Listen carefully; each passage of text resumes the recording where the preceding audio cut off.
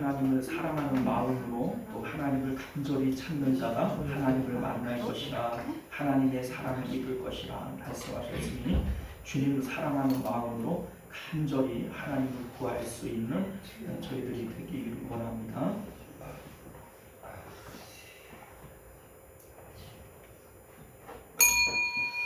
우리 지금으로부터 4월 12일 주일 오전 예배 우리 하나님 앞에 드리겠습니다.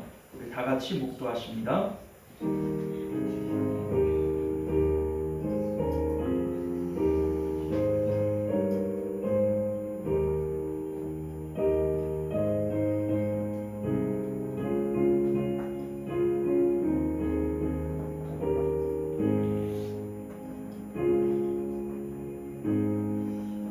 할렐루야, 내 영혼아 여호와를 찬양하라. 나의 생전에 여호와를 찬양하며 나의 평생에 내 하나님을 찬송할지어다. 아멘. 존귀하시고 은혜로우신 우리 주 하나님, 하나님께서는 예배하는 자들을 찾으신다 하셨고 또 예배자들에게 하나님께서 은혜와 복을 주시겠노라 약속하셨습니다. 우리가 주께 예배할 때 우리 예배가 주님 앞에 상달되게 하여 주옵시고 치유가 있고 감동이 있고 회복이 있는 그러한 예배 되어질 수 있도록 은혜 베풀어 주옵소서. 예배를 통하여 하나님은 영광을 받으시고 또 우리는 주님 안에서 참된 행복을 누리는 그러한 예배 될 수 있도록 성령 하나님께서 친히 역사하여 주시옵소서. 거룩하신 우리 주 예수님 이름으로 간절히 기도드리옵나이다. 아멘. 우리 찬송가 19장 함께 찬송하겠습니다.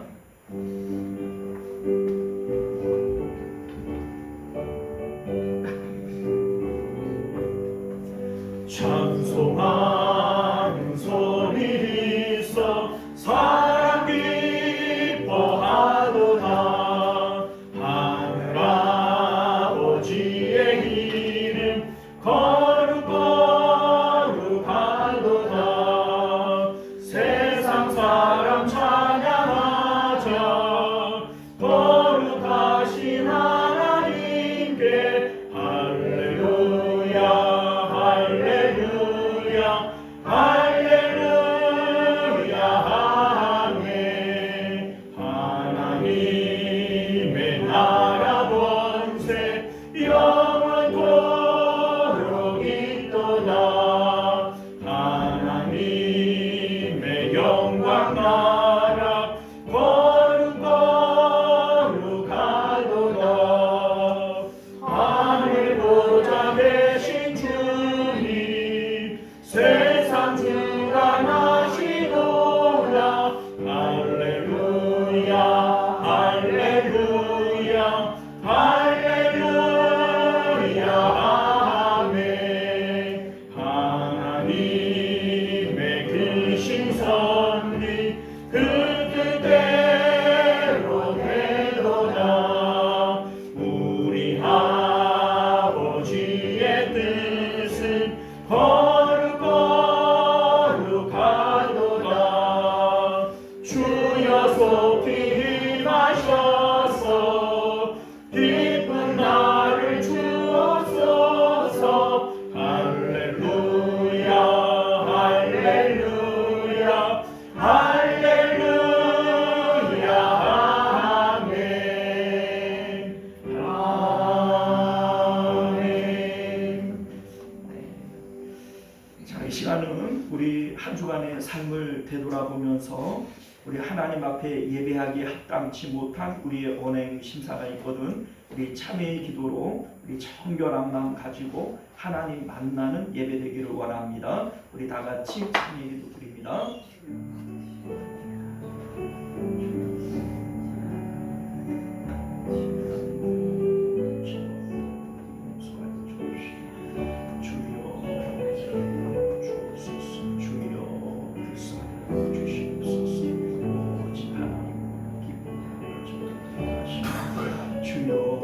성령을 부어주시옵소서. 우리 아버지의 심령이 살아나게 하옵소서. 우리 심령이 소속히 되어지기를 원합니다. 죄로 죽었던 우리를 다시 살리셨노라 말씀하셨사오니 그 십자가를 세우옵소서.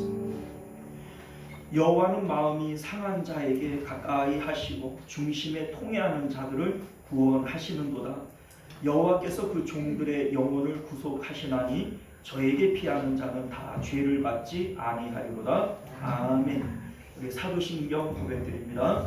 전능하사 천지를 만드신 하나님 아버지를 내가 믿사오며 그 외아들 우리 주 예수 그리스도를 믿사오니 이는 성령으로 잉태하사 동정녀 마리아에게 나시고 본디오 빌라도에게 고난을 받으사 십자가에 못 박혀 죽으시고 장사한 지 사흘 만에 죽은 자 가운데서 다시 살아나시며 하늘에 오르사 전능하신 하나님 우편에 앉아 계시다가 저리로서 산 자와 죽은 자를 심판하러 오시리라. 성령을 믿사오며 거룩한 공예와 성도가 서로 교통하는 것과 죄를 사하여 주시는 것과 몸이 다시 사는 것과 영원히 사는 것을 믿사옵나이다. 아멘.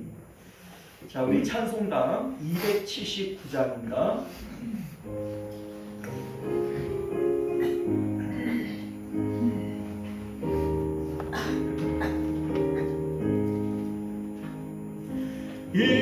인내하신 구세주여 내가 비오니 죄인오라 하실 때에 날 부르소서. 주여 주여 내가 비오니 죄인오라 하실 때에 날 부르소서. 자비하신 못함에 꿇어 엎드려 자복하고 회개하니 믿음 주소서. 주여 주여 내가 비오니 죄인오라 하실 때에 날 부르소서. 주의 공로 의지하여 주께 가오니 상한 마음을 고치시고 구원하소서. 주여 주여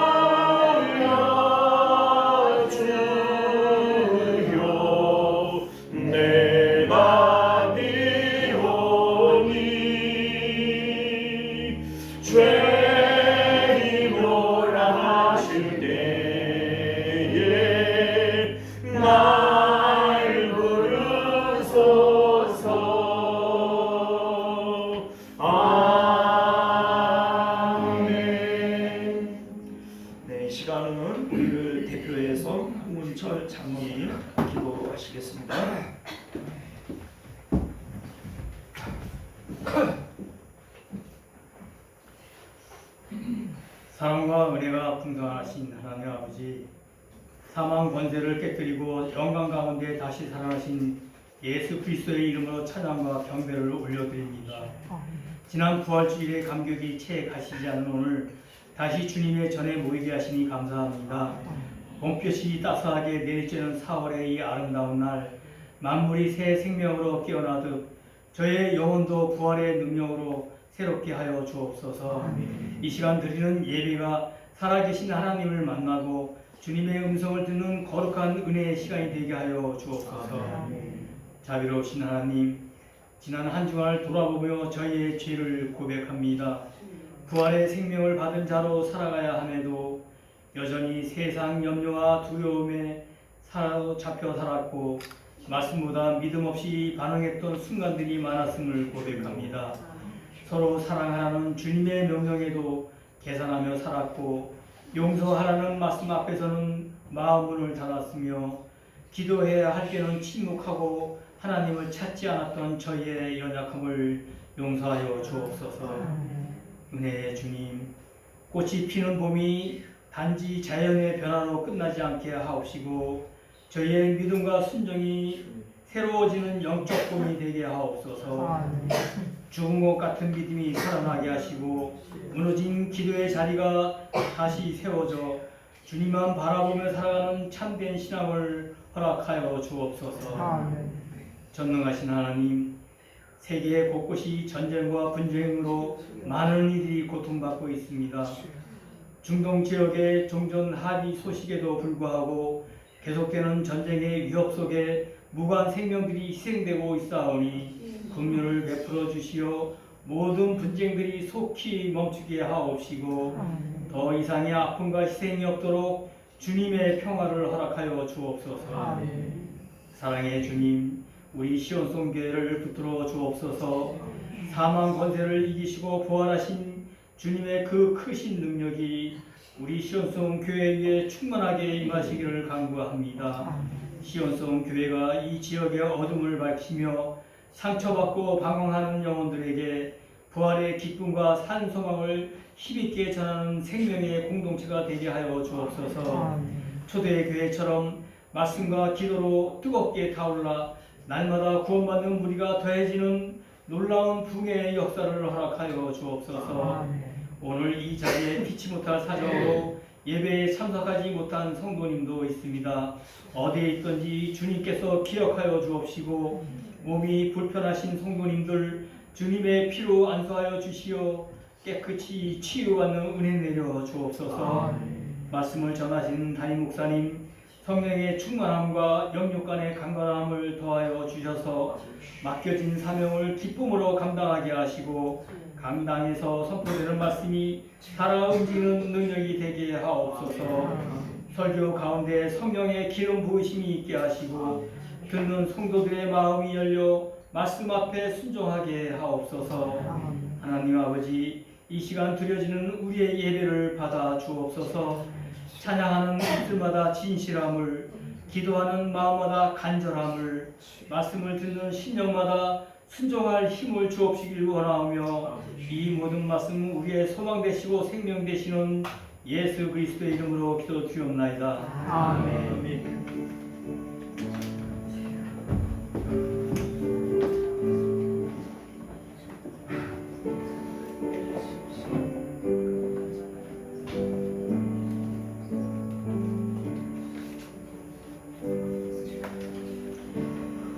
네, 감사합니다. 우리 찬송가 211장 1절 찬양 드리시면서 드려진 예물 하나님 앞에 봉헌합니다.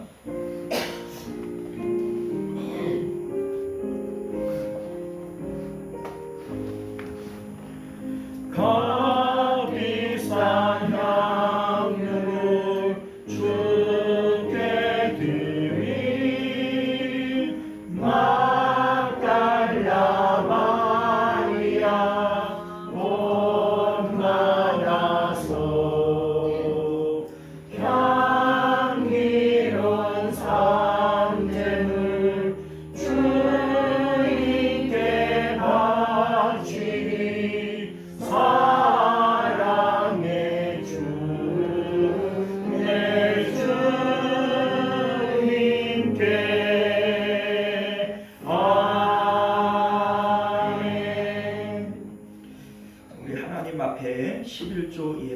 선교 예물 주일헌금 이렇게 드리셨고요.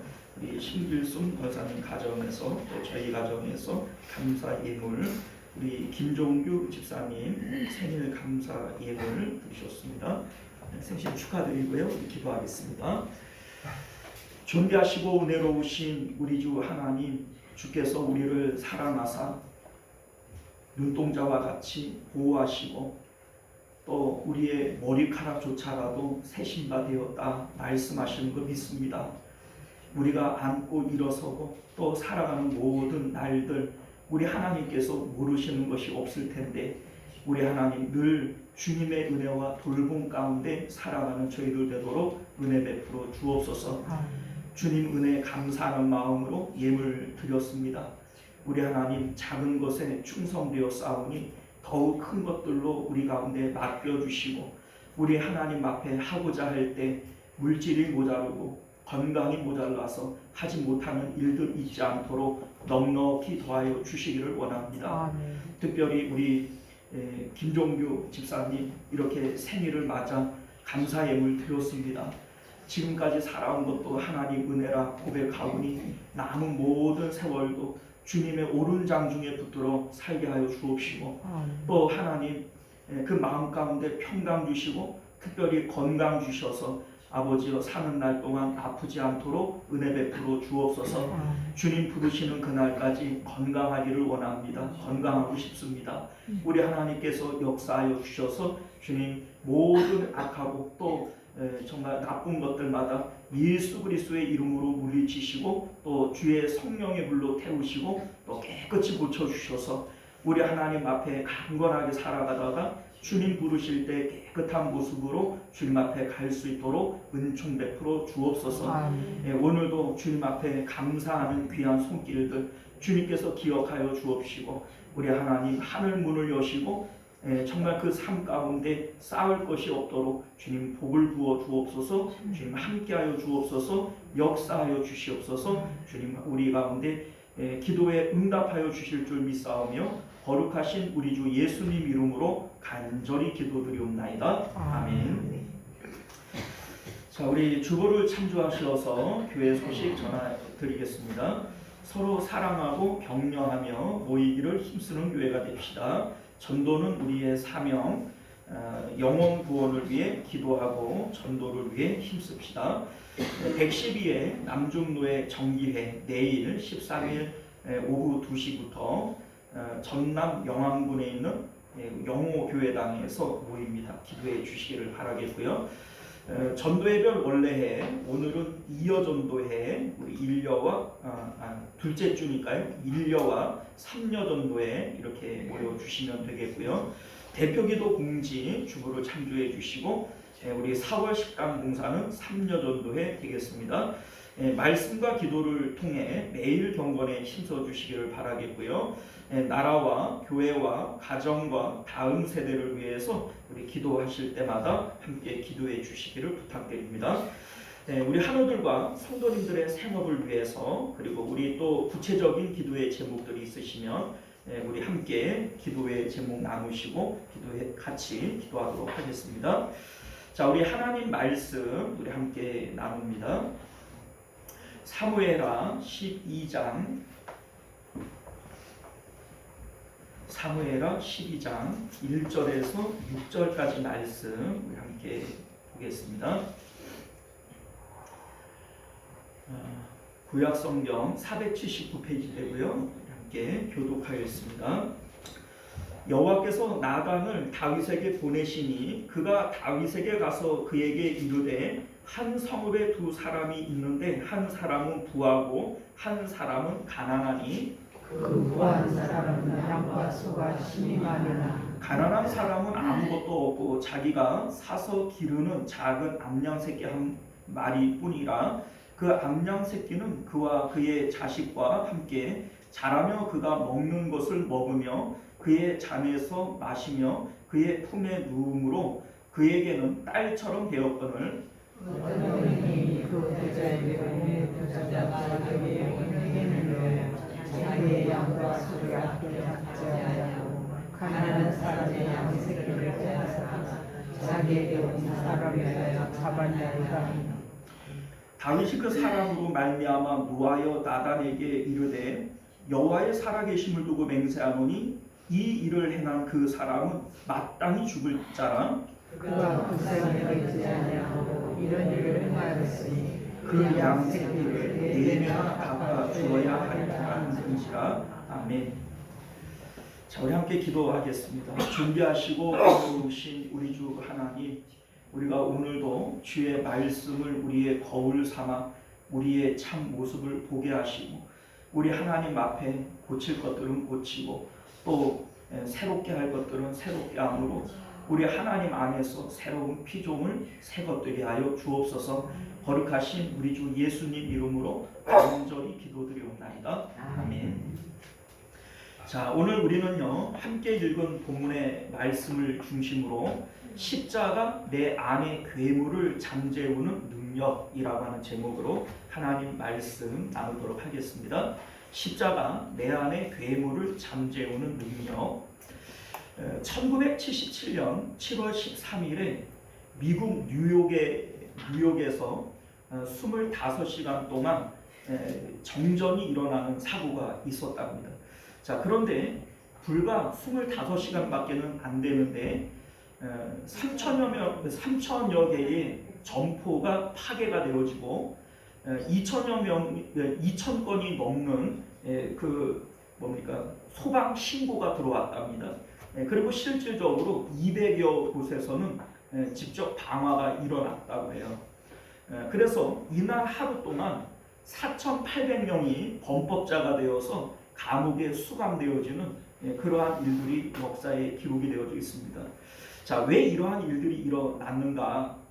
이 사람들이 생각할 때 정전이 되어서 깜깜함으로 내가 하는 일들을 아무도 모를 것이다, 이렇게 생각했기 때문입니다. 자, 이렇게 사람들 속에는 범법하고자 하는 속성들이 있어요. 아무도 내가 한 일을 모른다 이렇게 얘기를 할 때에는 이렇게 많은 범죄가 일어나고 하루아침에 4,800명이 범법자가 되어지는, 사실 잡힌 사람이 4,800명이지 실제로는 더 되지 않았겠어요. 자, 그러니까 이게 사실은 사람의 속성을 드러내준다 이렇게 볼 수가 있습니다. 사실 이것뿐입니까? 우리가 신문이나 뉴스 등을 통해서 보게 되어지면 참 사람이 인면수심이다, 이런 생각이 드는 일들이 종종 있지 않습니까? 묻지마 살인이 있어요. 지하철에 그냥 방화를 저지르고 그래서 수많은 사람들이 죽는 이런 일들이 있지 않습니까? 그냥 이유도 없이 그냥 칼을 휘둘러서 거기에 사람이 다치고 죽는 이런 일들도 있고요. 또 보험금 때문에 자기 아내를, 또 자기 남편, 또 자기 부모를 이렇게 해치는 일들도 우리가 신문을 통해서 종종 보게 되어지지 않습니까? 폭력 아빠가 자기 자식을 때렸는데 장이 파열되어서 죽을 만큼 때렸다는 거예요. 또 그 게임 중독에 빠져 있는 엄마가 그 게임을 하느냐고 아이를 굶겨서 죽게 만드는 이러한 일들도 있었다라고 하는 것들을 우리가 신문이나 뉴스를 통해서 종종 접하게 되어집니다. 여러분들 끔찍하지요? 그런데 이러한 일들이 사람이 저지르고 있는 것이고 또 이러한 일들은 저와 여러분들도 상황이 그렇게 되어지면 그럴 수 있다라고 하는 것을 인정하실 수 있기를 바랍니다. 자, 마찬가지입니다. 신앙적으로 우리가 적용을 해보면 우리 마음이 하나님의 빛 가운데 있지 않고 어둠 가운데 가게 되어지면 정전이 일어났을 때에 사람이 범법한 같이 우리 안에 있는 괴물이 깨어나게 되어지는 거예요. 우리 이제 사도 바울이 로마서 7장에서 이런 말씀을 해요. 오라 나는 곤고한 사람이로다. 이 사망의 몸에서 누가 나를 건져내랴. 내 속사람으로는 하나님의 법을 즐거워하되 내 지체 속에서 한 다른 법이 내 마음의 법과 싸워 내 지체 속에 있는 죄의 법으로 나를 사로잡는 것을 보는도다. 자, 이게 무슨 얘기예요? 자기는 공고한 사람이라는 거예요. 왜냐하면 내 안에 하나님의 법이 있지만 또 다시 육체의 이 지체의 법이 있어서 나를 육체 가운데 사로잡는 것들을 본다는 겁니다. 여러분들 이게 무슨 전과 10권짜리가 하는 얘기예요? 아니에요. 사도 바울이 얘기를 하는 겁니다. 성령 충만한 사람이 지금 이 얘기를 하고 있는 거예요. 다시 말해서 오늘날 우리들도 우리 안에 영적 싸움을 하지 않으면 우리 이런 인면수심의 이러한 무서운 그러한 괴물이 우리 안에서 움틀 수 있고 싹틀 수 있고 나타날 수 있는 것이다 라고 하는 것을 믿으실 수 있기를 바랍니다. 자, 여러분들 오늘 말씀은 이스라엘의 성군으로 추앙을 받는 다윗이 일생일대의 범죄를 저지른 이 일을 기록하고 있습니다. 아브라함과 다윗의 자손 예수 그리스도의 세계라. 예수님이 다윗의 자손 아닙니까?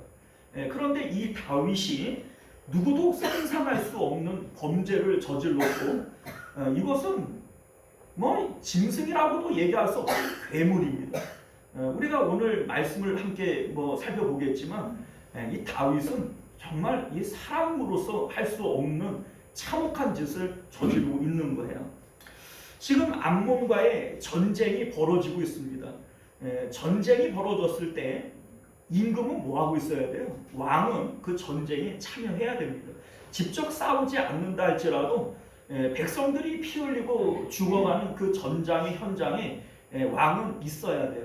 그런데 다윗은 그 전쟁에 나가지 않았고 낮에 시큰 잠을 자고 저녁 때에 일어나서 왕궁을 거닐다가 저 멀리서 남의 집 아내가 이 목욕하는 것을 이제 훔쳐 보게 되어집니다.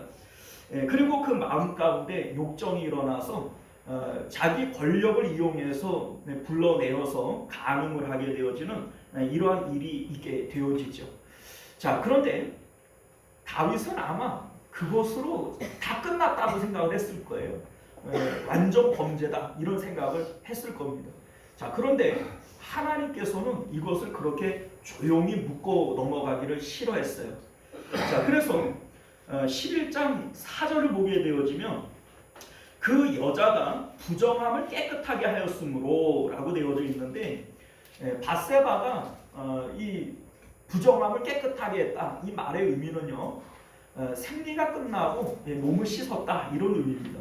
그런데 사실 과학자들은 이런 얘기들을 합니다.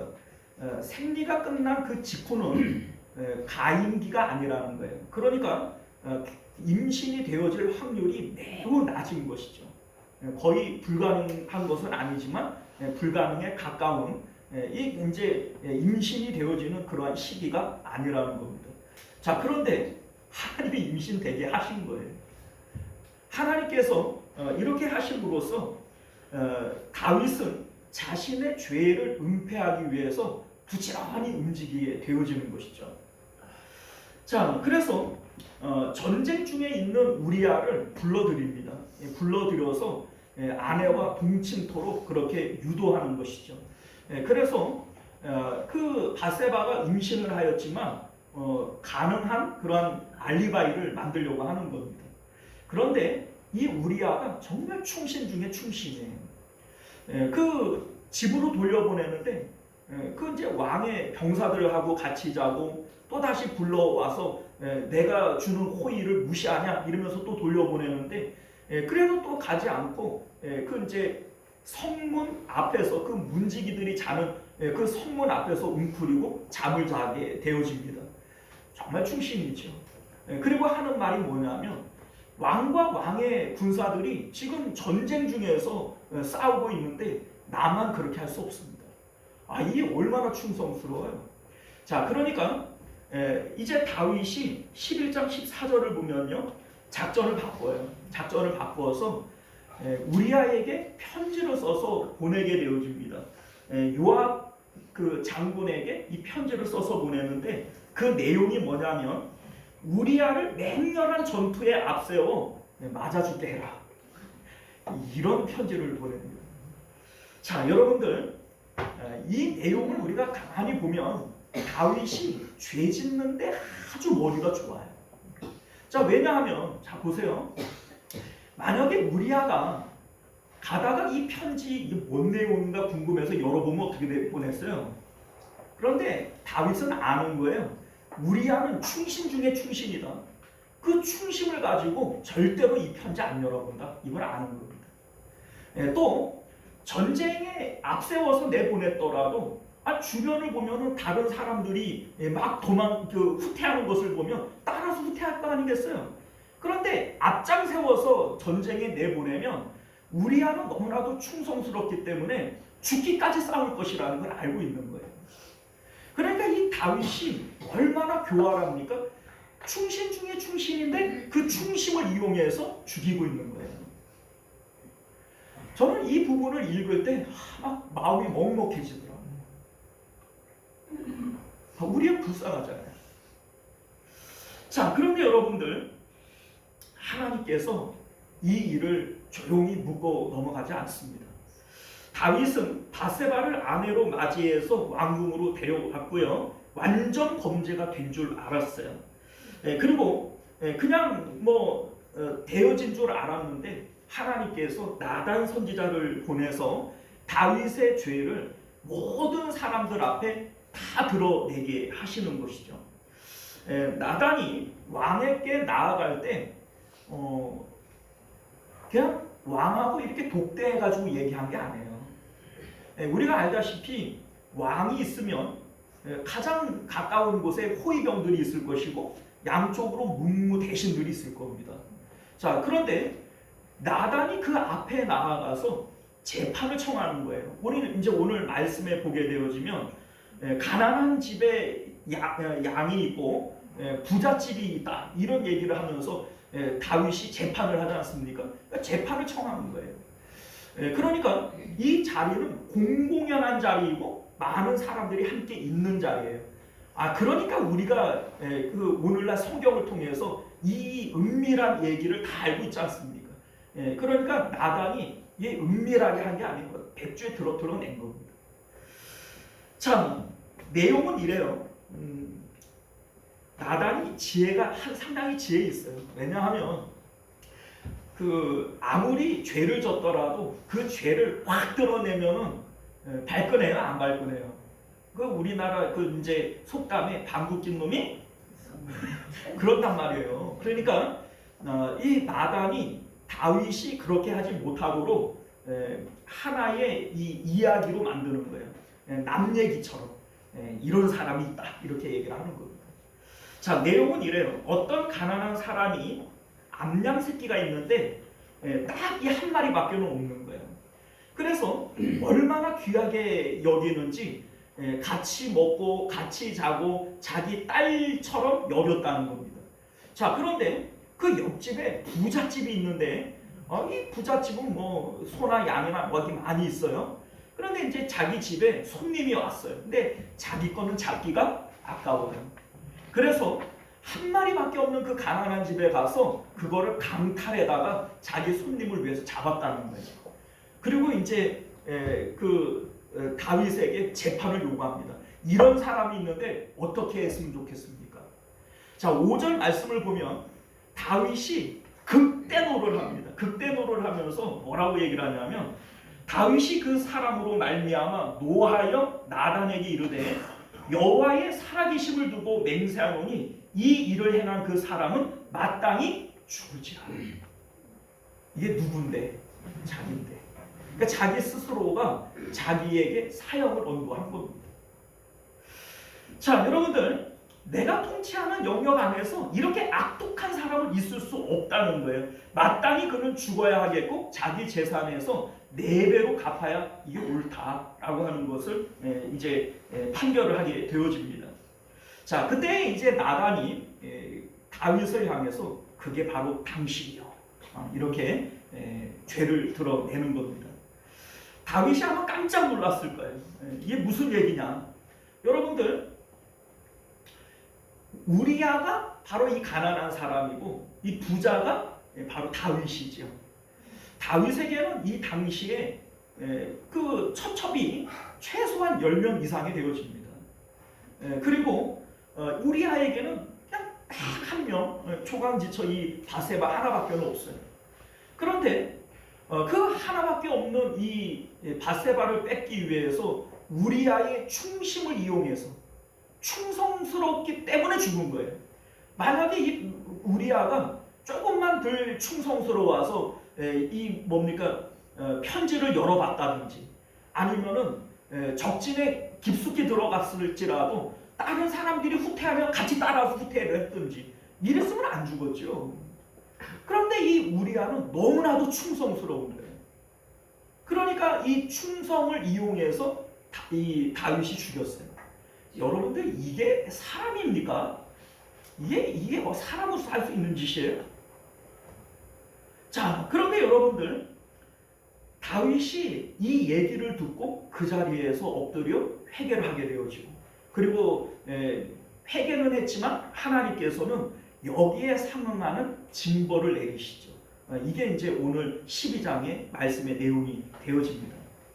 자, 여러분들 우리는 이 장면에서 한 가지를 좀 생각해 봤으면 좋겠어요. 그게 뭐냐면 다윗은 나단 선지자가 전한 부잣집과 가난한 집의 강탈 사건을 듣고 정의로운 판결을 내려요.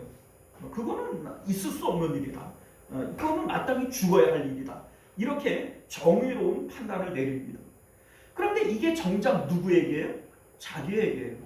그렇다면 왜 자기 자신에 대해서는 그러한 사실을 인지하지 못했을까요? 내가 자기가 자기 자신을 볼 때 이거는 죽어야 할 만큼 악독한 죄라고 하는 것을 이걸 왜 몰랐을까요? 참, 여러분들 이 사건이 우리가 봤을 때에는 다윗이 범죄하고 곧바로 이 나단이 와가지고 책망하고 죄를 드러내고 이런 것처럼 보여지지만 사실은 그게 아니에요. 최소한 1년 이상의 시간이 경과한 겁니다. 왜냐하면 우리 15절을 볼까요? 15절을 보면 우리아의 아내가 다윗에게 낳은 아이를 여호와께서 치심에 심히 앓는지라 이렇게 되어 있어요. 자, 그러니까 바세바가 지금 잉태를 했고 이 아이가 어느 정도 자라다가 지금 앓고 있는 거예요. 그러면 뱃속에 며칠 있어요? 10달이 있잖아요. 그러니까 1년은 지났다 이렇게 볼 수가 있는 겁니다. 그러니까 하나님께서 다윗에게 시간을 준 거예요.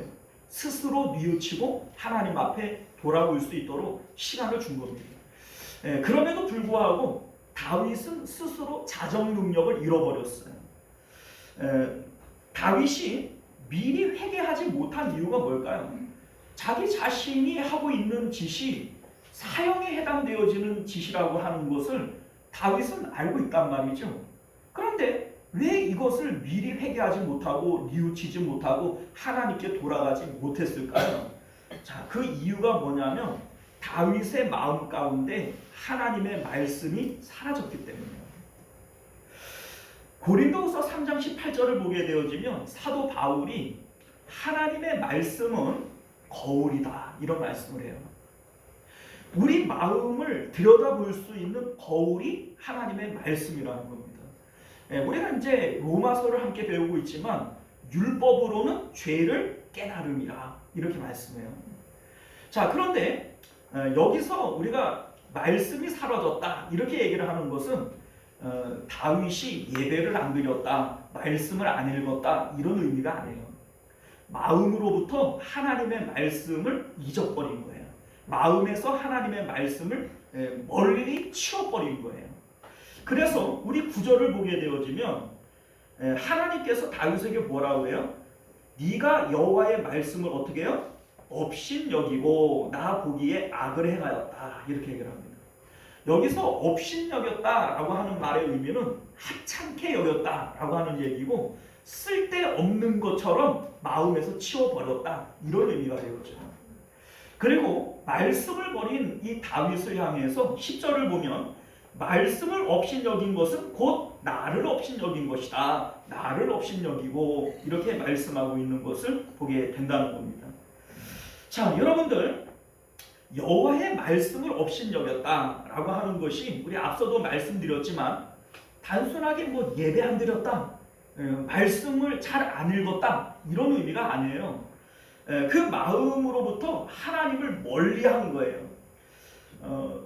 우리 지금 오늘 다윗이 판결을 할 때에 4배로 갚아야 할지라 이렇게 얘기를 하는데 요 4배로 갚는 것이 율법에 나오는 거예요.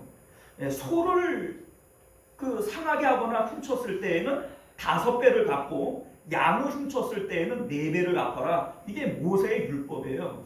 자, 왜 소는 5배일까요? 소는 일하잖아요. 그러니까 그 잃어버린 그 기간 동안 노동력을 계산해서 하나를 더 주는 거예요. 그러니까 양은 그냥 뭐 잡아먹는 용도니까 4배를 주고 소는 4배의 노동력 하나 해서 5배를 주도록 이렇게 되어져 있죠. 자, 그러니까 다윗이 지금 율법을 알아요, 몰라요? 율법을 사용하고 있죠. 그런데 하나님의 말씀을 업신여겼다, 하나님의 말씀을 잊었다 이렇게 얘기를 하는 것은 겉으로는 이게 드러나는 게 아니라는 거죠. 다윗이 무슨 예배를 안 드린 것도 아니고 하나님의 말씀을 뭐 사용하지 않고 진짜로 뭐 업신여기고 콧방귀를 킨 것도 아니라는 거예요. 남들이 볼 때에는 여전히 경건해 보이고 남들이 볼 때에는 여전히 말씀대로 재판을 하고 있고 여전히 지금 성군으로서 멋진 그래도 그럴싸한 근사한 사람처럼 보여지고 있다는 겁니다. 자, 여러분들 오늘날 우리들도 역시 마찬가지예요. 겉으로는 내가 예배도 잘 드리고 뭐 꽤 괜찮은 사람처럼 보여질 수 있어요. 그런데 하나님께서는 우리의 중심을 보시는 분이신 줄 믿으실 수 있기를 바랍니다. 내 마음 가운데에서 하나님을 잃어버리고 내 마음이 하나님으로부터 멀리 있지만 여전히 예배 가운데 아멘 아멘 하고 뭐 교회의 봉사도 열심히 하고 뭐 내가 겉으로 봤을 때는 신앙적으로 아무런 문제가 없어 보일 수 있어요. 지금 다윗이 아무런 문제가 없어 보인단 말이죠. 그러나 하나님께서는 네가 지금 내 말씀을 업신여기고 있다는 거예요. 그리고 네가 나를 업신여기고 있다. 이렇게 말씀하고 있는 것이죠. 왜냐하면 우리 마음 가운데에는 하나님의 말씀을 모시고 하나님을 사랑하도록 되어져 있어요. 그런데 지금 다윗은 하나님으로부터 멀리 떨어져 있는 거예요. 그런데 그 하나님을 찾지 않고 하나님을 가지려고 하지 않고 하나님께 가까이 가려고 하지를 않아요. 마치 하나님의 말씀을 하찮은 것으로 뭐 별 쓸데없는 것으로 그렇게 여기고 있는 것이죠. 이게 바로 업신여긴다. 이 뜻이 되어지는 겁니다. 자, 여러분들 우리가 신앙생활을 하는데 뭐 신앙생활을 믿음생활이라고도 얘기를 합니다. 여러분들 믿음이 뭘까요? 믿음은요 할례의식을 가지는 거예요. 우리 구약시대에 이스라엘 백성들에게 하나님께서 할례를 명하시고 이스라엘 백성들이 걸핏하면 얘기하는 게 뭐예요? 저 할례 없는 백성, 우리는 할례가 있는데. 여러분들 할례의 의미가 뭡니까? 할례는 내가 하나님 앞에 있습니다 라고 하는 것에 대한 믿음의 고백이에요. 할례를 하나님께서 명하시는 창세기 17장을 보게 되어지면 하나님께서 아브라함에게 나타나서 이렇게 말씀하세요. 여호와께서 아브라함에게 나타나서 그에게 이르시되 나는 전능한 하나님이라 너는 내 앞에서 행하여 완전하라.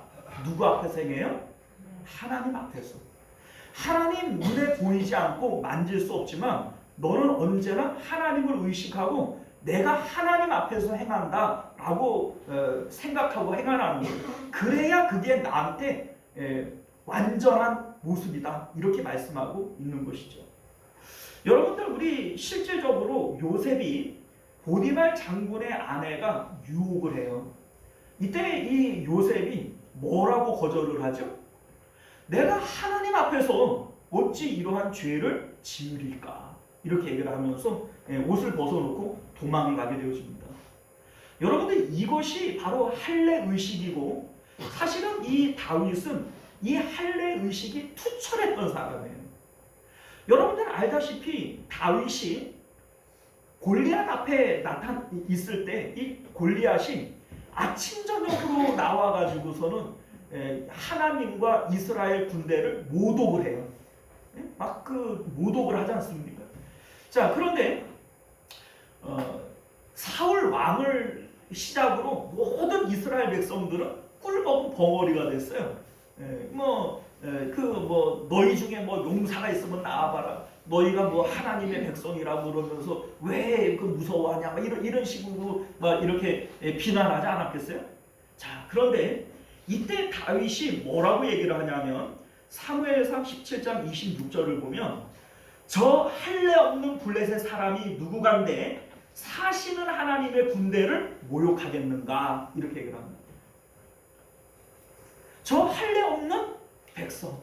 그러니까 할례 없는 백성은 골리앗까지 아무리 크다고 할지라도 그 두려운 존재가 아니라는 거예요. 우리가 알다시피 다윗이 골리앗과 싸우러 나갈 때에 뭐 가지고 나가요? 조약돌 들고 나가죠. 골리앗은 창과 칼과 창과 단창을 들고 나왔다, 이렇게 얘기를 하죠. 엄청난 무기입니다. 그 당시에 엄청난 무기예요. 우리 이제 성경을 보게 되어지면 이 당시에 병변한 무기를 가지고 있는 사람은 사울 왕하고 요나단밖에 없었어요. 그만큼 무기가 귀한 때예요. 왜냐하면 무기를 만드는 이 재련 기술이 블레셋밖에 없었어요. 이스라엘 안에는 이러한 무기를 만드는 기술 자체가 없었어요. 그런데 블레셋 사람들이 농기구나 이러한 것들을 만들어 주지만 칼을 만들어 주겠어요? 창을 만들어 주겠어요? 그러니까 없는 거예요. 그러니까 골리앗이 들고 있는 이 무기는 이스라엘 백성들의 입장에서 보면 신무기입니다. 이게 무서운 거예요. 그러니까 이 칼과 창과 단창을 들고 나올 때 바짝 쫄아버리는 거예요. 그런데 다윗이 뭐라고 얘기를 합니까? 너는 칼과 창과 단창을 가지고 나아오거니와 나는 뭘 가지고 나아가요? 만군의 여호와의 이름으로 나아간다. 나는 하나님이 내 무기고 하나님의 능력으로 내가 너를 대적하겠다. 이게 바로 다윗의 믿음이었고 이게 바로 할례 의식이라는 겁니다. 다윗은 지금 누구를 의식하고 있어요? 하나님을 의식하고 있어요. 이게 바로 할례 정신이라는 거예요. 자, 그런데 여러분들, 그랬던 이 다윗이 어쩌자고 이 지경까지 되었을까요? 어떻게 이러한 괴물의 모습으로까지 전락할 수 있었을까요? 자, 그 이유는요, 어느 날 하루아침에 되어진 일이 아니에요. 하나님과 간극이 조금씩 멀어지고 있는데 다윗이 이것을 느끼고 있지 못했기 때문에요. 여러분들 사실 생각을 해보세요. 다윗이 밧세바가 목욕을 하고 있는 것을 봤어요. 우리 지난 시간에도 말씀드렸지만 이게 뭐 가까이에서 자세히 볼 수 있는 거리가 아니에요. 왜냐하면 왕궁 주변에는 집들을 지을 수 없게 만듭니다. 여러분들 청와대 옆에다가 집 지을 수 있어요? 그게 가능합니까? 옛날에 그 구중궁궐 옆에다가 집 짓는 게 가능해요? 아예 동서고금을 막론하고 왕궁 주변에는 집을 지을 수 없어요. 그러니까 이 집이 뭐 왕궁에서 내다보니까 보였다, 이 뭐 코앞에 있는 그런 집이 아니에요. 지금 멀찌감치 있는 이 집입니다. 더군다나 해가 뉘엿뉘엿 질 저녁 무렵이에요. 자세히 보이겠어요? 그냥 여인이 목욕하는구나, 실루엣이나 볼 수 있는 것이지 자세히 볼 수 있는 게 아니에요. 그런데 만약에 다윗의 마음 가운데 하나님과 연합되어져 있고 하나님으로 만족되어져 있는 상황이라면 다윗이 그 상황을 보면서 침 흘리겠어요? 요셉처럼 달아나 버리겠어요? 요셉처럼 그 자리를 박차고 달아났을 거예요. 그런데 다윗이 그것을 보면서 결국은 범죄로까지 이어간다는 것은 뭘 얘기를 하는 거예요? 이미 이때의 다윗의 마음 가운데에는 하나님이 없는 거예요. 그러니까 이전에 다윗의 마음이 하나님으로부터 조금씩 멀어지고 있고 간극이 멀어지고 있음에도 불구하고 다윗이 이걸 알아차려요? 못 알아차리고 있었다는 거예요. 자, 그러면 다윗이 도대체 무슨 일이 있었길래 이 지경까지 되었나? 여러분들, 우리가 지난 시간에 지난 시간이라도 벌써 3주 전에 우리 2주 딴 얘기했으니까, 자, 다윗이 무슨 일이 있었기 때문에 이렇게 되어진 것이 아니고 무슨 일이 없었기 때문에 이렇게 되어진 거예요. 무슨 얘기냐면 하나님께서 다윗을 어디로 가든지 무엇을 하든지 이기게 하셨어요. 형통케 하셨어요. 잘되게 하셨다고요. 전쟁이 있는 곳들마다 가면은 승리하도록 하셨다고요. 지금 암몬과 전쟁이 있는데 왕이 되어져 가지고 왕궁에 처박혀 있어요. 아니, 왕궁에 있을 것 같아도 그 전쟁지에서 우리 백성들이 잘 싸우고 있는지, 다치거나 죽는 사람들은 없는지 거기에 촉각을 세우고 그들을 위해서 기도하고 뭐 이래야 될 거 아니겠어요? 낮잠을 그냥 퍼질러 자고 그 저녁에 일어나가지고서는 그 못된 짓이나 하고 앉았고, 이게 왜 이러한 일들이 일어나는가? 잘됐기 때문에 그래요. 잘됐기 때문에. 암몬과 전쟁이 일어났지만 그건 뭐 당연히 이길 거. 당연히 이길 거. 우리아가 충신 중에 충신이잖아요. 우리 같으면 이 정도 충신이면 내가 업고 다니겠네. 그죠? 그런데 이 충신을 하찮게 여겨요. 막대한다고요. 왜요? 다윗에게는 이런 충신이 널렸거든요. 그러니까 이 충신을 귀하게 여기지를 않는 이러한 다윗의 모습을 보게 된다는 것이죠.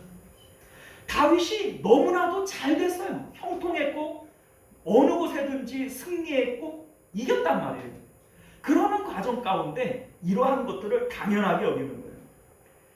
그러니까 당연히 이길 거고, 당연히 잘 될 거고, 백성들은 당연히 충성할 거고, 그러는 가운데 하나님의 은혜를 잊어버려 버려요. 사랑하는 성도 여러분, 우리 삶 가운데 당연하다라고 여기는 그 은혜와 복들이 정말로 당연한 건가요? 그럴까요? 여러분들, 세상에 당연한 건 없어요. 세상에 당연한 게 어디 있어요? 들에 피는 백합화도, 하늘을 나는 참새 한 마리도 누가 주관하세요? 하나님 주관하세요. 우리에 대해서는 머리카락조차도 새신바 되었음을 믿으십니까? 그러면 우리 삶 가운데 우연히 되어지는 게 어디 있고 당연한 게 어디 있어요? 다 하나님이 주관하시는 것이지. 하나님께서 우리 삶에 잘되게 하시면 잘되게 하시는 것에 대한 감사가 하나님과 연결이 되어져야 되는 거예요. 내 삶 가운데 무엇이 안 될 때에도 하나님께서 왜 내 삶을 안 되게 하시는가, 이 내 삶의 환경을 하나님과 연결시켜야 되는 거예요. 이게 믿음이라고요. 믿음으로 행치 않는 모든 것이 죄라 이렇게 말씀하시죠. 그러면 내가 무슨 말을 하든 무슨 행동을 하든 무슨 생각을 하든 이 모든 것이 뭐에서부터 나와야 된다는 거예요? 믿음에서 나와야 된다고요. 믿음과 연결이 되어졌어야 된다고요. 믿음으로 하지 않는 모든 것이 뭐라고요? 죄니까. 그러니까 다윗은 내가 형통할 때에도 이 형통함이 하나님과 연결되어졌어야 되는 거예요. 내가 안 될 때에도 안됨이 하나님과 연결되어졌어야 되는 거예요. 그런데 다윗이 그렇게 하지 못했어요. 너무나도 당연히 잘 되고 당연히 승리하고 당연히 이기게 하시니까, 그러니까 그 은혜를 잊어버리고 하나님과 점점 멀어가는 거예요. 자기가 하나님과 멀어지고 있음을 인지하지 못해요. 하나님은 빛이신데 빛이신 하나님으로부터 멀리 떨어져 나오니까 다윗에게는 정전이 일어났어요. 어둠이 일어났어요. 그리고 그 마음 가운데 있는 괴물이 꿈틀거리고 일어나기 시작을 합니다. 사랑하는 성도 여러분, 우리가 여기서 기억해야 될 것이 뭐냐면, 우리 이제 다윗 하면은 가장 대표적인 시편이 뭐예요? 시편 23편. 우리가 다 알고 암송하는 구절 아닙니까? 시편 23편 1절 시작. 여호와는 나의 목자시니 내게 부족함이 없으리로다. 우리 다 알잖아요. 다윗이 고백했던 것이 뭐냐면 여호와는 나의 목자시니 내게 부족함이 없다는 거예요. 이거를 어디서 고백을 했어요? 광야에서 고백했어요. 먹을 것이 없고 마실 물이 없고 무엇이든지 부족한 상황 가운데에서 다윗이 여호와가 내 목자가 되어서 하나님 나 너무 좋습니다. 하나님 나는 부족함이 없습니다. 이랬던 다윗이 지금 왕궁에서 처첩들이 많고 그리고 부족한 것이 없는 호화로운 생활을 하면서 마음의 갈증을 느끼는, 부족을 느끼는 거예요. 여러분들 우리아의 아내를 왜 취하죠? 왜 빼앗죠? 여러분들 아까 전에 양에 대한 비유를 할 때 부자가 양의 한 마리밖에 없는 이 양을 어떻게 했다고요? 강탈했다고요. 왜 빼앗죠? 부족하니까. 내 마음이 부족하다고 느끼니까. 그러니까 다윗의 마음은 여호와는 나의 목자시니 내게 부족함이 없어요? 아니면 부족해요? 부족한 거예요. 부족하니까 빼앗는 겁니다. 여러분들 광야에 있어도 하나님으로 배부른 사람은 부족함이 없어요. 바울과 신라가 감옥 안에 있어도 하나님이 마음 가운데 계시면 찬송하고 기뻐하고 즐거워하는 거예요. 부족함이 없어요. 스데반 집사님이 돌에 맞아 죽는 이러한 일들이 있다 할지라도 스데반 집사님의 마음은 부족함이 있어요? 없어요. 천사의 얼굴을 하면서 자기를 돌로 치는 자들을 향해서 기도하고 용서하는 거예요. 왜요? 나는 부족함이 없습니다. 그런데 다윗이 지금 하나님으로부터 멀어졌어요. 부족해요. 모든 것을 가지고 왕궁에서 그 나단이 얘기를 하기로 부자라 많이 있다. 그런데 부족한 거예요. 한 마리밖에 없는 그것을 강탈할 만큼 그 마음의 갈증을 느끼고 있는 거예요. 여러분들 이게 우리에게 뭘 얘기를 해줍니까? 여러분들 마음이 지금 만족이 없어요? 기쁨이 없어요? 사는 게 따분하고 재미가 없어요? 여러분들 돈이 없어서가 아니고 건강이 없어서가 아니고 내 자식이 남만 못해서가 아니라고요. 여러분들 마음 가운데 하나님이 없어서요. 하나님으로 충만하지 못해서라고요. 내 마음에 하나님이 없어서 나는 지금 살맛이 안 나는 거예요. 내 삶에 갈증이 일어나는 거라고요. 사랑하는 성도 여러분, 다윗이 왕궁에서 다 가졌지만 마음에 갈증이 일어나요. 왜요? 하나님 없으니까. 하나님으로부터 멀어졌으니까. 광야에서는 여호와는 나의 목자시니 내게 부족함이 없다고 얘기했던 이 다윗이 지금은 다 가졌는데 왜 이렇게 부족하죠? 하나님 잃어버렸으니까. 오늘날 우리도 마찬가지예요. 여러분들 하나님 없으면 인생이 재미가 없어요. 따분해요. 예수님 믿으면 참 좋다는데 집불이 난 좋은 거 하나도 모르겠고, 이유는요 하나님께 있는 게 아니라 여러분들에게 있다고요.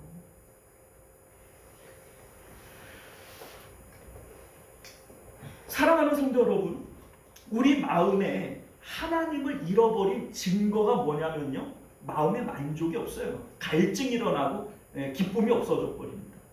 이랬으면 좋을 텐데, 저랬으면 좋을 텐데, 이게 없어서 나는 참 뭐하고, 저 사람이랑 비교하면 나는 이렇고. 여러분들 이러한 불평 불만이 어디에서부터 나오는 것이냐면 내 마음에 하나님 없음으로부터 나오는 거예요. 이게 죄라고요. 이게 죄예요. 예수님께서 십자가에 못 박혀 죽으셔야만 했던 죄가 뭐죠? 원래 우리 마음은 누구 거니까?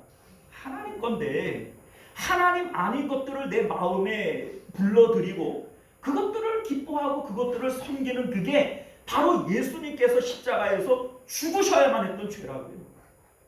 지금 내 마음 가운데 이래서 나는 뭐 안 되고 저래서 나는 기쁨이 없고 내가 이래서 나는 행복할 수 없고, 여러분들 내 마음에 하나님이 있는 거예요? 그게 있는 거예요?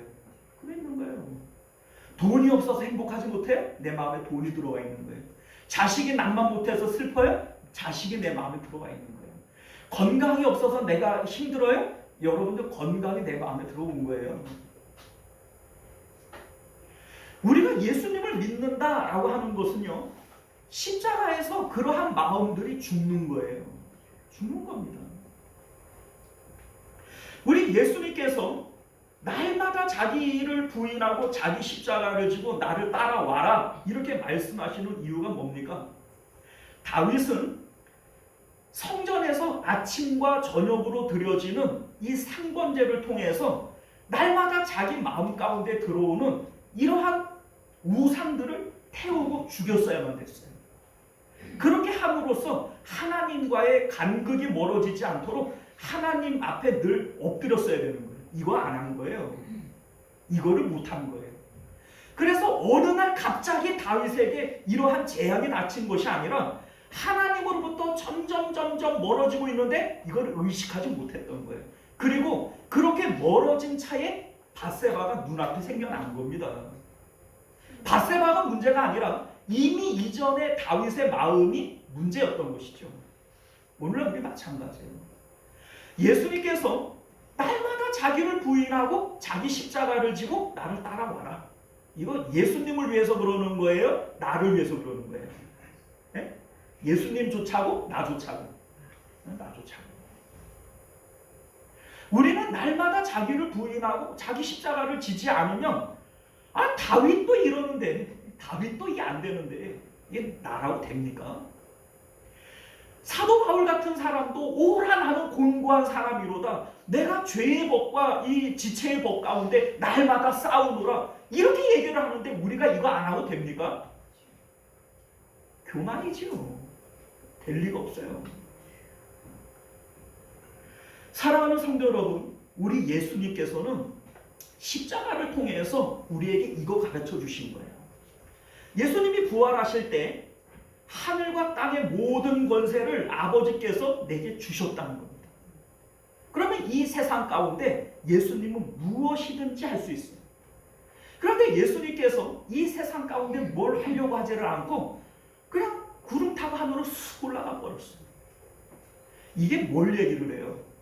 이 세상을 다 준다고 해도 하나님 한 분만 못하다는 거예요. 그러니까 이거 아무것도 아닌 것처럼 하늘로 올라갔다니까요. 그러니까 예수님께서는 이러한 행동을 통해서 하나님의 있음과 조음을 우리에게 증명해 내신 거예요. 그리고 우리에게 뭐라고 얘기했어요? 너희도 나를 따라 와라. 여러분들, 우리는 세상을 빠져나가는 자들이지 세상에서 뭘 하려고 하는 자들이 아니에요. 이 세상은 잠시 머무는 거예요. 우리는 나그네들이라고요. 여러분들이 이 세상 가운데 좋은 거 다 해도 왕으로 살아도 그 마음은 비어 있는 거예요.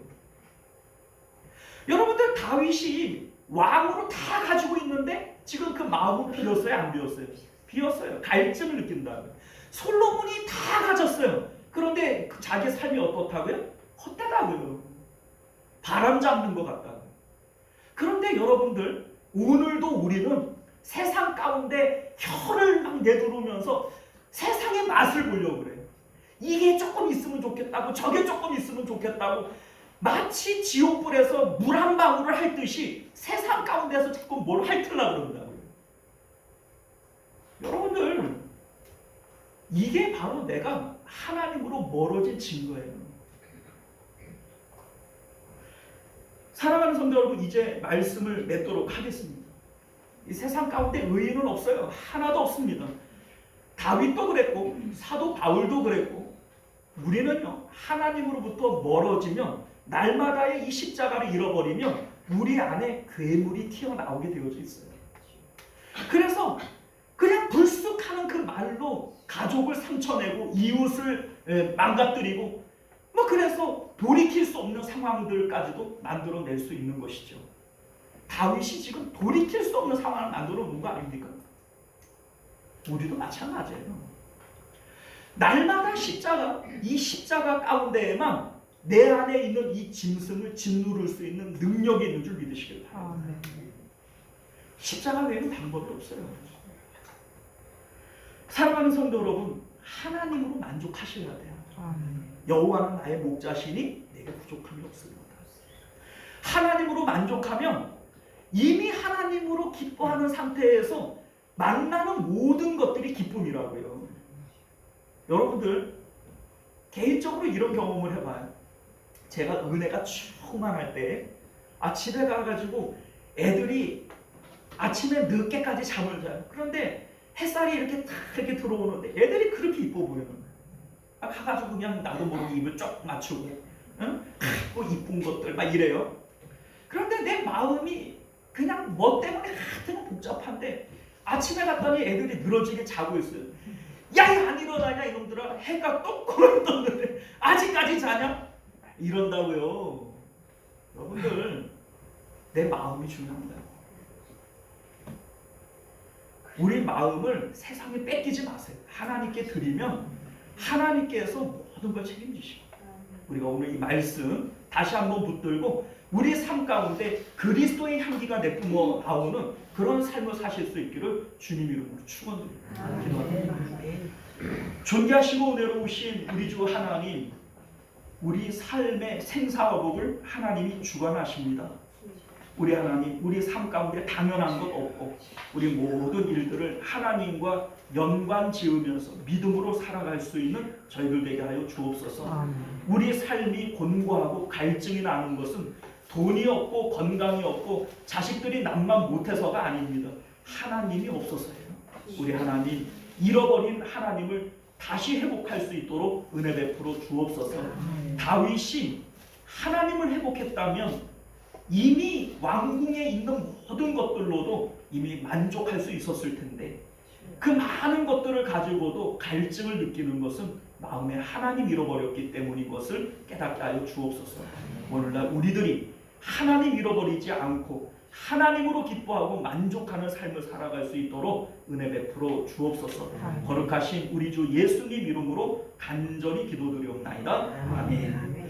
우리 찬송가 275장 함께 찬송하시고 우리 축도로 예배를 마치겠습니다.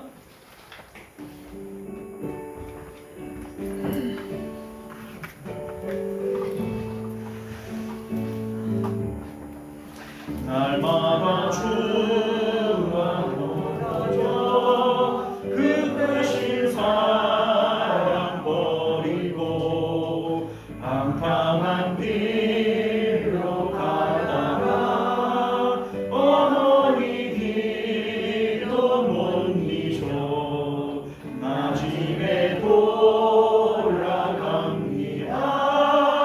어머니 길도 못 잊어 새 사람 되려 살려고 나 집에 돌아갑니다.